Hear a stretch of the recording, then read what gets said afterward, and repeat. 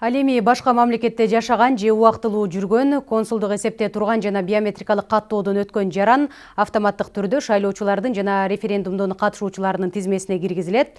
Добуш берүү күнү башка мамлекетте жашаган жарандар жана убактылуу жүргөндөр арыз менен добуш берүү ниетин билдирүүгө укуктуу. Ал үчүн 29 декабрга чейин жалпы жарандык паспортунун көчүрмөсүн тиркөө менен белгиленген үлгүдөгү арызды толтуруп, тийиштүү участкалык шайлоо комиссиясына кайрылышы керек.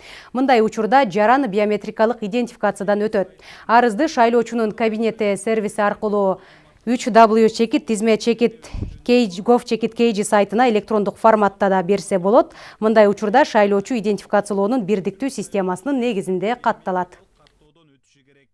10 январда биометрикалык идентификациядан өткөндөн кийин ар бир катышуучу идентификация тууралуу 2 чек алат.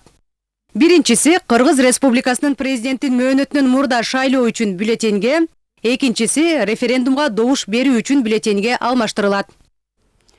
Белгилей кетсек, референдум бул мамлекет үчүн маанилүү чечимдерди кабыл алууда элдин катышуусунун бир жолу болуп саналат.